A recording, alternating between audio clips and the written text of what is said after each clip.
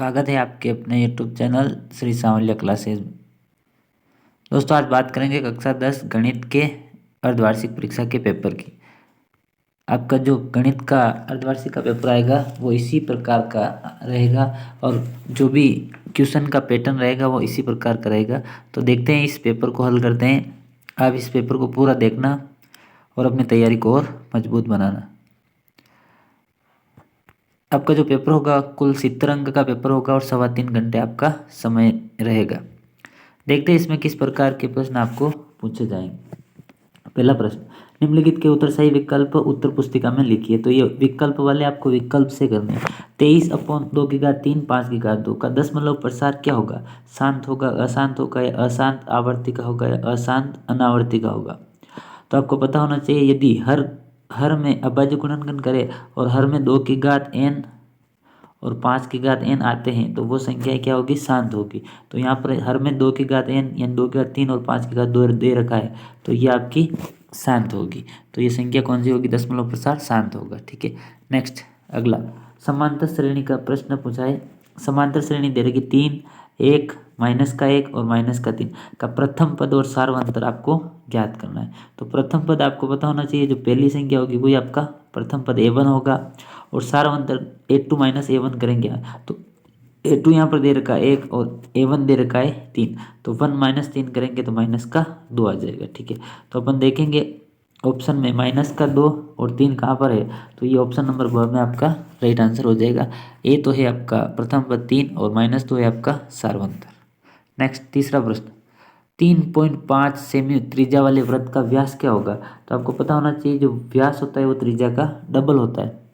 तो 3.5 को 2 से गुणा करेंगे, 3.5 × 2 तो यह आ जाएगा आपका 7 सेमी।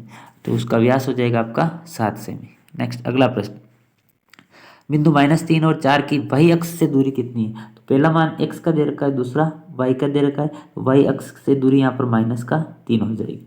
तो ऑप्शन नंबर सी आपका राइट आंसर हो जाएगा। नेक्स्ट द्विघात बहुपदों के होगा द्विघात बहुपद होगा जिसके शून्यांकों का योग 4 और गुणनफल कितना आना चाहिए?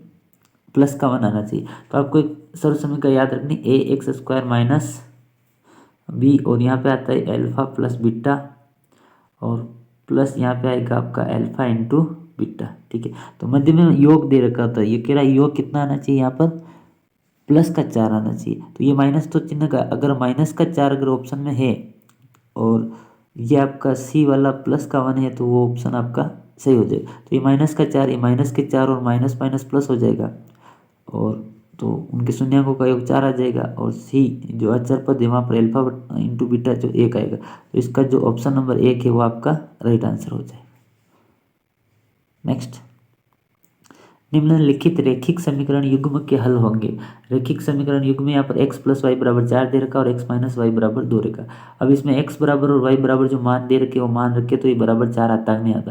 पहला ऑप्शन लेते x = 3 रखो और y = 1 रखो। 3 और 1 4 जोड़ेंगे तो 3 और 1 जोड़ेंगे तो 4 हो जाएगा। इधर x = 1 रखते हैं और y बराबर क्या रखते हैं? 3 रखते हैं। तो x का मान निकालना तो y = 3 रखो, 3 इधर जाएगा तो ये आ जाएगा का 1 आ जाएगा। तो आपका इसमें ऑप्शन नंबर 1 पहला आपका राइट आंसर हो जाएगा। नेक्स्ट, निम्नलिखित द्विघाती समीकरण है, कौन सी द्विघाती समीकरण? तो आपको इसको हल करके बताना पड़ेगा। तो सीधी सी बात है, यहाँ पर देखो x3 आ रहा है तो ये तो द्विघाती हो नहीं सकता, ये तो त्रिघाती होगा। अब इन दोनों कोष्टक को हल करते हैं अपन, x+1 का होल स्क्वायर और x+2 का होल स्क्वायर, इनको अपन हल करेंगे तो भी इधर x² इधर x² आएगा, इधर का x² इधर जाएगा तो x² से x² कट जाएगा। तो ऑप्शन नंबर 1 भी अपना हो नहीं सकता।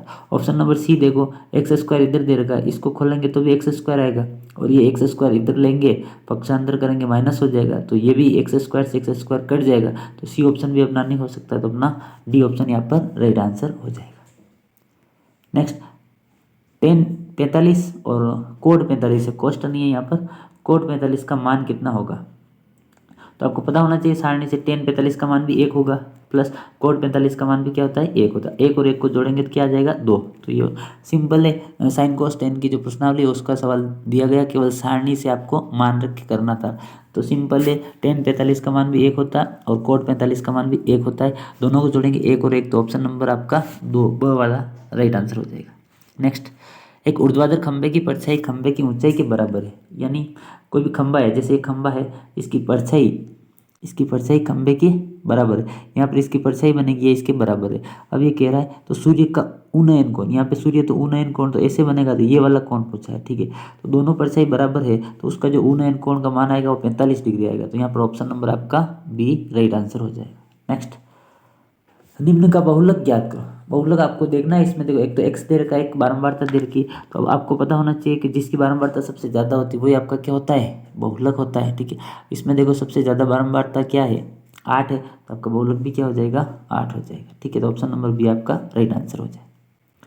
जिस अंक की ज़्यादा बार पुनरावृत्ति होती है वही आपका क्या होता है, बहुलक होता है। तो ये 8 आपका राइट आंसर हो जाएगा। नेक्स्ट, बेलन का संपूर्ण पृष्ठीय क्षेत्रफल ज्ञात करने का सूत्र क्या होता है। तो ये पाई आर स्क्वायर एच, तो ये तो उसका वक्र पृष्ठ ज्ञात करने का है, sorry pi r square h तो आयतन ज्ञात करने का, 2 पाई आर एच वक्र पृष्ठ ज्ञात करने का है, 2 पाई आर कोष्ठक आर प्लस एच ये उसका संपूर्ण पृष्ठीय क्षेत्रफल ज्ञात करने का सूत्र है। नेक्स्ट, कोस 90-50 यानी 90 - θ किसके बराबर होता है, साइन के, तो साइन 40 यहाँ पर आपका ऑप्शन राइट हो जाएगा। नेक्स्ट आगे देखना, निम्नलिखित रिक्त स्थानों की पूर्ति करनी। A1/A2 not equal to B1/B2 बराबर C1/C2 दे रखा है, तो समीकरण के हल होंगे।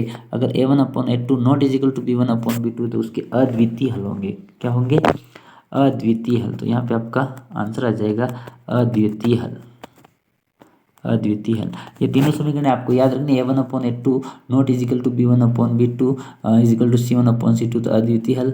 और एक आता है आपका A1/A2 बराबर B1/B2 बराबर C1/C2 हो तो उसके अनेक हल होंगे, ठीक है। और एक आता है A1/A2 बराबर B1/B2 not equal to C1/C2 तो उसका कोई हल नहीं होगा।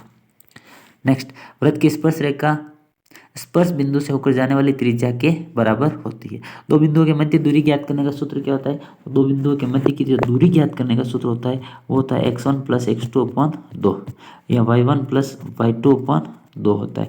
निर्देशांक ज्यामिति के सूत्र है, सिंपल है, आपको याद करने। नेक्स्ट, बहुलक ज्ञात करने का सूत्र क्या होता है, तो बहुलक ज्ञात करने का जो सूत्र होता है, बहुलक और माध्यक के सूत्र आपको याद करने। तो बहुलक का पूछा तो L प्लस ये आएगा F1 - F0/2 F1 - F0 - F2 into H, ये आपका बहुलक ज्ञात करने का सूत्र है, आपको याद रखना है। नेक्स्ट, कोस 90 - θ साइन θ के बराबर होता है, याद रखना। नेक्स्ट, बंटन 10, 12, 8 और 13 का माध्यक ज्ञात करना है। इसका क्या ज्ञात करना है, माध्यक यानी माध्यिका ज्ञात करना। तो इसको एक बार तो आरोही क्रम में जमाओ, आरोही क्रम में जमाएंगे, पहले 7 आएगा, फिर 8 आएगा, फिर 10 आएगा, फिर 12 और फिर आ जाएगा 13।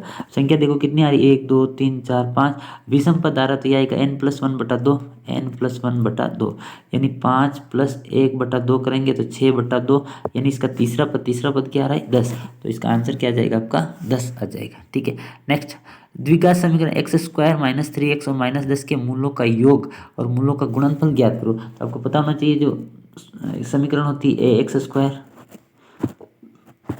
- b, यहाँ पे आएगा अल्फा प्लस बीटा और सी की जगह आएगा आपका अल्फा इंटू बीटा। तो मूलों का योग तो आएगा आपका -3 और इनका गुणा आएगा -10 आ जाएगा। ये दोनों आपको लिखने हैं वहाँ पर, ठीक है। नेक्स्ट, मान ज्ञात करो। साइन 60 कोस 30 और साइन 30 कोस 60, इन दोनों की सारणी से अपन मान रख देंगे और फिर दोनों का क्या कर देंगे, गुणा करेंगे, जो आएगा उन दोनों को जोड़ देंगे। तो ये भी सिंपल है, केवल सारणी से मान आपको याद रखने हैं। नेक्स्ट, 5वें वाले 26 और 91 का एलसीएम और एचसीएफ ज्ञात करो।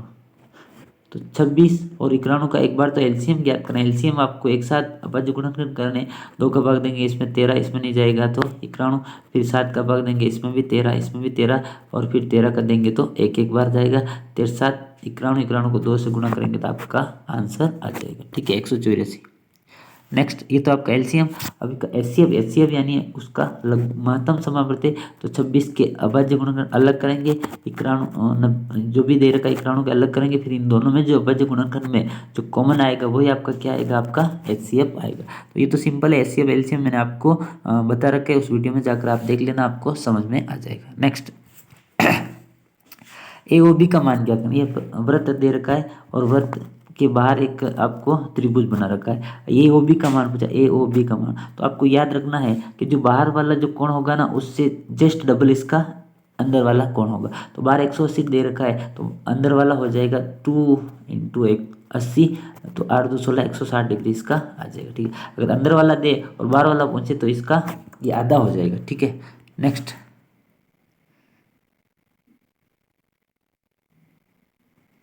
दीर्घ त्रिज्यखंड का क्षेत्रफल ज्ञात करने का सूत्र क्या होता है? दीर्घ त्रिज्यखंड का जो क्षेत्रफल होता है वो आपको सूत्र पूछा है। लघु त्रिज्यखंड का पूछता तो पाई आर स्क्वायर थीटा अपन 360 होगा। तो यहाँ पे दीर्घ त्रिज्यखंड का पूछा तो वो हो जाएगा आपका 360 माइनस थीटा अपॉन 360 और कोष्टक पाई आर स्क्वायर, ये आपका दीर्घ त्रिज्यखंड का सूत्र होता है। नेक्स्ट, वृत्त का क्षेत्रफल ज्ञात करने का सूत्र पूछा है। तो वृत्त का क्षेत्रफल तो सबको पता है, पाई आर स्क्वायर, सिंपल सा सूत्र पूछा, आप लिख दोगे। ठीक है, नेक्स्ट। घनाभ के विकर्ण की लंबाई दे रखी है तो विकर्ण ज्ञात करना है आपको। घनाभ का विकर्ण, और घनाभ का विकर्ण का जो सूत्र होता है under root L square plus B square plus H square होता है। तो यहाँ पर एल बी एच जो भी दे रखा है 5 है तो 5 का स्क्वायर 25 कर देंगे, 4 का स्क्वायर 16 कर देंगे और 3 का स्क्वायर 9 कर देंगे। इन सबको जोड़ेंगे अपन, 25 25 और 16 जोड़ेंगे तो ये हो जाएगा आपका 25 25 और 16 41 41 और 9 जोड़ेंगे तो 25 6 और 5 11 11 एक हासिल 1 3 और 1 4 41 41 और 9 जोड़ेंगे अपन तो यह आ जाएगा आपका 41 और 9 50। ठीक है, तो अंडर रूट 50 इसका विकर्ण आ जाएगा। ठीक है, नेक्स्ट। बिंदु 3 4 और 8 को मिलाने वाले रेखाखंड का मध्य बिंदु के निर्देशांक ज्ञात करो। मध्य बिंदु का निर्देशांक ज्ञात करना आपको। मध्य बिंदु क्या होता है? x बराबर x1 प्लस x2 अपॉन 2 करना है तो माइनस का 3 प्लस माइनस का 8 दोनों को जोड़ेंगे और 2 का भाग दे देंगे। उसी प्रकार y का मान भी अपन दोनों को जोड़ के 2 का भाग दे के ज्ञात कर सकते हैं। नेक्स्ट, अब आता है पार्ट बी। तो पार्ट ए में तो सभी प्रश्न 1 नंबर के थे जो सिंपल थे। पार्ट बी में क्या है? 2 नंबर के प्रश्न दे रखे आपको। ये क्या होता है देखना। यूक्लिड विभाजन विधि से आपको 135 और 255 का महत्तम समापवर्ती ज्ञात होगा। तो यूक्लिड विभाजन सिंपल 135 का भाग अपन 255 में देंगे। 135 का एक बार जाएगा, ये आएगा 135। ठीक है, फिर आएगा 0, 5 में से 3 गया तो 20, यह आ जाएगा 120। 120 का भाग अपन वापस 135 में देंगे तो ये जाएगा एक बार और 120, यहाँ पर बचेगा आपका 25 और फिर 25 का भाग अपन 120 में देंगे। इस प्रकार अपन भाग देते जाएंगे। लास्ट में जो भी संख्या से भाग देने पर शेषफल 0 आता है वही इसका क्या हो जाएगा? महत्तम समापवर्ती हो जाएगा। तो इस प्रकार अपन एससीएफ विधि से आसानी से ज्ञात कर सकते हैं। अगला, निम्न द्विघात बहुपद के शून्यांक ज्ञात करो। शून्यांक ज्ञात करने के लिए यहाँ पर क्या करना है? इसके गुणनखंड करने। 3x square minus x minus 4, तो इसके बीच वाली x के ऐसे 2 टुकड़े करेंगे, जोड़े या घटाएं तो x आ जाए और माइनस का, और गुणा करें तो 4 3 12 आ जाए। तो इसके 2 टुकड़े करूंगा मैं तो 3x स्क्वायर माइनस का 4x प्लस का 3x और ये माइनस का 4 आ जाए। इन दोनों में मैं कॉमन लूँगा तो यह आ जाएगा आपका x, तो अंदर बचेगा आपका 3x माइनस का 4 और इधर भी बचेगा आपका प्लस का 1 कॉमन लूँगा तो 3x माइनस का 4 बचेगा। ठीक है, तो ये आ जाएगा 3x माइनस 4 बराबर 0, तो x बराबर आ जाएगा 4 4/3, एक शून्यांक तो 4/3 आ जाएगा। एक आ जाएगा आपका x प्लस 1 और x बराबर माइनस का 1 आ जाएगा। तो ये सिंपल एक गुणनखंड आप आसानी से कर लोगे। नेक्स्ट, निम्न रैखिक समीकरण को हल करना है। 2x प्लस वाई बराबर 6 है और 2x माइनस वाई बराबर 2 है। निम्न रैखिक समीकरण युग्म को हल करो। तो इसमें आप x और y के मान निकालने हैं आपको। आप चाहो तो विस्थापन प्रतिस्थापन विधि से भी इसको आसानी से हल कर सकते हो। नेक्स्ट, गुणनखंड विधि से द्विघाती समीकरण के मूल ज्ञात करो। तो जैसे 5वें सवाल में किया था गुणनखंड, वैसे इसमें भी गुणनखंड करेंगे। एक्स स्क्वायर माइनस का 3x माइनस के 10, 3 के से 2 टुकड़े करेंगे, जोड़े या घटाए तो 3 आ जाए, गुणा करें तो 10 आ जाए। तो इसके 2 टुकड़े हो जाएंगे, माइनस का 5x और प्लस का 2x। एक्स स्क्वायर माइनस का 5x प्लस का 2x और यह आ जाएगा माइनस का 10। इन दोनों में कॉमन लो x, तो ये बचेगा आपका x माइनस 5। इन दोनों में कॉमन आ रहा है 2, तो यह आ जाएगा x माइनस 5। ठीक है, यह आ जाएगा x माइनस 5 और ये आ गया आपका x माइनस 2। ये इसके क्या होंगे? गुणनखंड हो जाएंगे। नेक्स्ट, निम्न समांतर श्रेणी में पदों की संख्या ज्ञात करनी। तो आपको इसमें n का मान ज्ञात करना है। ये तो an का मान ज्ञात करना है। ये आपको an दे रखा है, an है, ये आपका a है, d आप निकालोगे तो ये आ जाएगा आपका, सूत्र लगाएंगे अपन a प्लस n माइनस 1 और ये d वाला सूत्र लगाएंगे। an बराबर अपन 205 रखेंगे। ठीक है, तो इसको जैसे अपन सवाल को करते हैं तो 205 बराबर ये तो है आपका 7 प्लस n माइनस 1 और d आपका 13 में से 7 किया तो ये आ जाएगा 6। ठीक है, तो ये आ जाएगा 205 बराबर 7 प्लस 6n-6, ये प्लस का 1 बचेगा, इधर जाएगा 204, 204 में 6 का भाग लगा देंगे, 204/6 तो लगभग 6×3=34 आपका आंसर आ जाएगा। n का मान 34। ये अपनी प्रश्नावली 5 मिनटों का सवाल है, आप आसानी से कर लोगे। नेक्स्ट 9वां सवाल, 10 सेमी का रेखाखंड खींचिए, इसे 2:3 में बांटिए। तो ये साल ये प्रश्नावली आपको हटा दी गई, तो ये सवाल आपको नहीं करना है। नेक्स्ट 7 सेमी त्रिज्या वाले एक वृत्त के एक त्रिज्यखंड का क्षेत्रफल ज्ञात करो जिसका कोण क्या है, 60 डिग्री दे रखा है। तो सिंपल है, थीटा का मान 60 दे रखा है, आर का मान 7 दे रखा है, तो सूत्र अपन को वही लगाना, πr² थीटा/360। ठीक है, इसमें आप पाई का मान 22/7 रख दो, आर का मान 7, थीटा का मान 60 दे रखा है, रख के आप आसानी से इसको कर लोगे। ठीक है, नेक्स्ट यदि साइन ए 3/4 हो तो कोस ए और टेन ए का मान आप आसानी से ज्ञात कर लोगे। नेक्स्ट 12वां सवाल, निम्न बंटन का माध्य ज्ञात करो। इसमें माध्य ज्ञात करना है, माध्य ज्ञात करना है। ये तो दे रखा एफ और ये दे रखा एक्स, तो ऐसे आपको सारणी बनानी है। फिर ये तो यहाँ पर एफ लिखनी है, यहाँ पर एक्स लिखना, फिर इनका गुणा करना है एफ एक्स का जो गुणा 25 को 4 से गुणा करेंगे जो भी आएगा 100, 28 को 35 से गुणा करेंगे जो भी आएगा, इनका योग करना है। फिर इन छात्रों की संख्या, इसको बारंबारता एफ कहते हैं, इनका योग करना है। फिर इनके गुणे का योग में जो भी संख्या आएगी उसमें इन छात्रों की संख्या के योग का भाग दे देना है, यानी माध्य बराबर सिग्मा एफ एक्स/सिग्मा एफ वाला सूत्र आपको लगाना है। तो ये माध्य भी आपको आसानी से आप कर लोगे, मैंने पिछले वीडियो में इसको पूरा समझा रखा है, वहाँ पर आप देख लेना। नेक्स्ट 13वां सवाल, 3 अंकों वाली कितनी संख्या 7 से विभाजित है। तो इसमें भी n का मान अपन को ज्ञात करना। तो 3 अंक कहाँ से शुरू हो रहे, 100 से, तो इसमें पहली संख्या आ जाएगी 105, फिर दूसरी संख्या आ जाएगी 112 और लास्ट वाली संख्या आ जाएगी आपके 994। ठीक है, इसमें फिर an बराबर 994 आएगा, तो 994 बराबर आप करोगे, यहाँ पे a आपका 105 है, तो 105 प्लस n-1 और d का मान 7 है, और आप आसानी से इसको निकालोगे तो n का मान लगभग 128 के लगभग आएगा।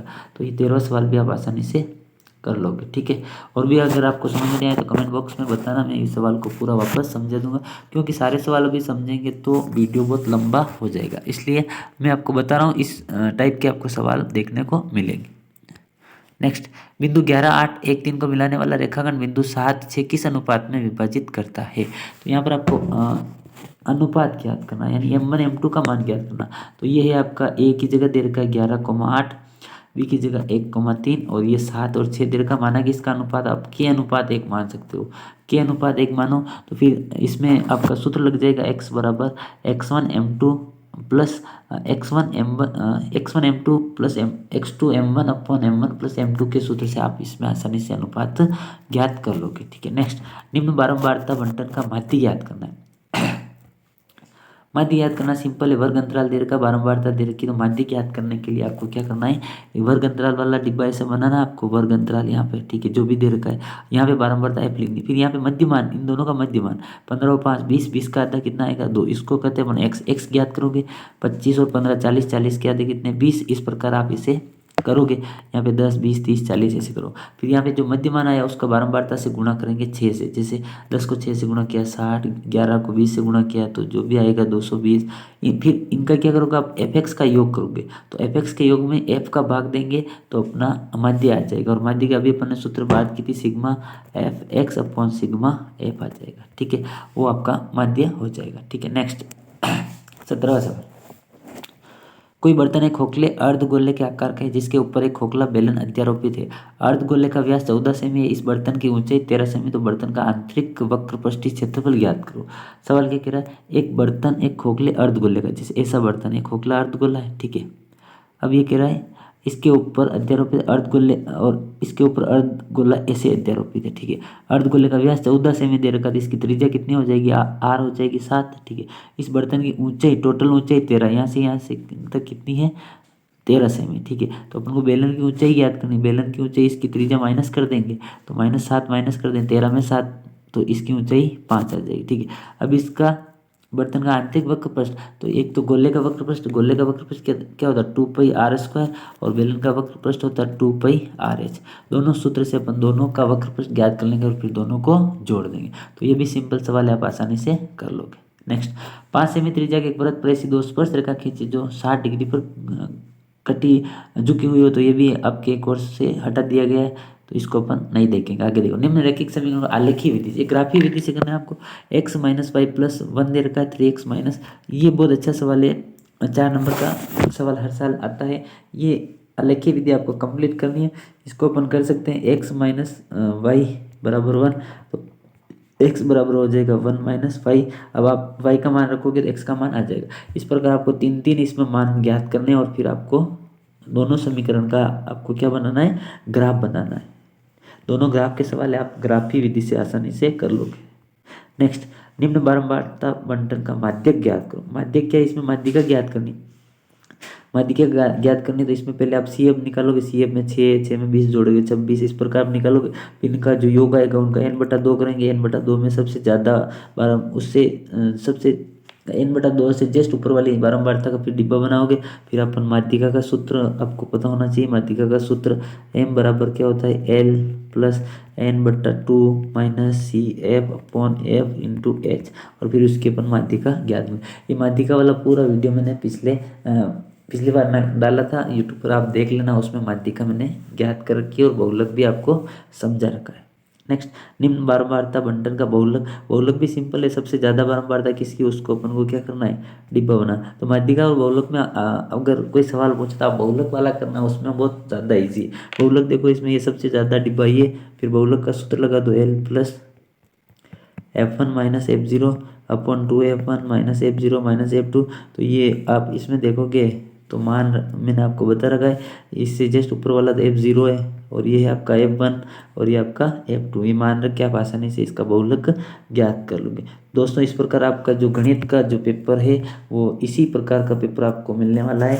तो आप इस वीडियो को अच्छा देखना और अपनी तैयारी को और मजबूत करना। कोई भी सवाल अगर आपको समझ में नहीं आए तो आप कमेंट बॉक्स में ज़रूर लिखना, आपका समाधान ज़रूर कर दिया जाएगा। मिलते हैं दोस्तों आगे नेक्स्ट नए वीडियो के साथ, तब तक के लिए थैंक यू, जय हिंद।